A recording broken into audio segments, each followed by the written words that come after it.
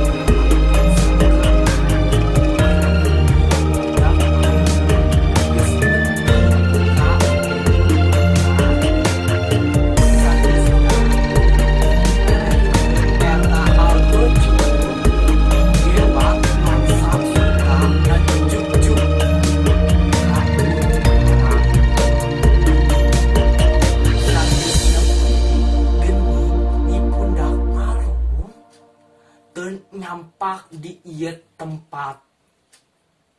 Ninggali kitu kapaksa wangsa suta nyauran Resi Saradea nu jadi guruna. Sabenerna sanggeusna wangsa suta minyak ka Gunung Parang, Resi Saradea pindah ka Gunung Arca nu ayana deket Pasir Pendia di kiduleun daerah Cijangkar. Teu sanggeusna disamat ieu Resi Saradea datang. Wangsa suta lain dina zaman ayeuna hidup kudu ngahiji jeung budak karu. Tapi dina zaman seueur sauparna geus nepi kana ugana. Tapi hidup ngadaguan nepi ka ugana datang. Lamun sauparna Parang geus nepi lalampahan wangsa suta habe kiduleun deukeut daerah Cikumban. Didina wangsa suta panggih jeung saurang resi ngaranna Saradea. Sanggeusna ditarima jadi murid, wangsa suta diajarkeun ilmu kasantet, ilmu bangunan, ilmu perang. Resi Saradea bakalan bawa suta samemeh wangsa suta kawin jeung Nyai Bunda Salona menikah jeung lalaungeun.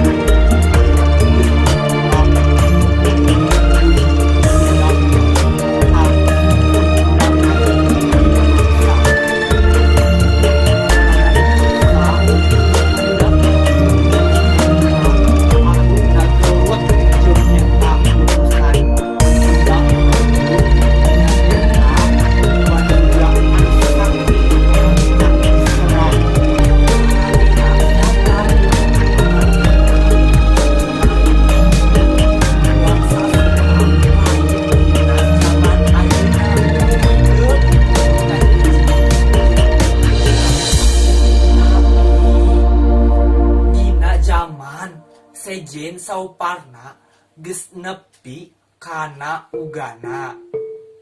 Tapi hidup kudu ngadagoan nepi ka ugana datang. Lamun sauparna Gunung Parang geus pinuh ku imah sarta saupama Tegal Kole geus jadi kota, dina eta mangsa bakal aya wanoja nu nuntun masyarakat nuker katalang sana sabari gagedekeun hate wanoja ka ngejrieun lalaki. Tah eta wanoja dikisani budak karung sarta eta mangsana hideuk bisa ngahiji jeung manehna dina legenda Sukabumi bangsa Sunda nunggaran ngababakan Tegal Kole tuk nepi ka loba jalma bubuara ka ieu tempat. Satu dina nyarieun imah di ieu patempatan tuk nepi ka jadi kotana. Bangsa Sunda tetep ngadaguan sabab pokna ceuk resi saradina yen ieu tempat bakal dibere ngaran resep cicing di imah Sukabumi. Hatur nuhun ka para habisanana. Wassalamualaikum warahmatullahi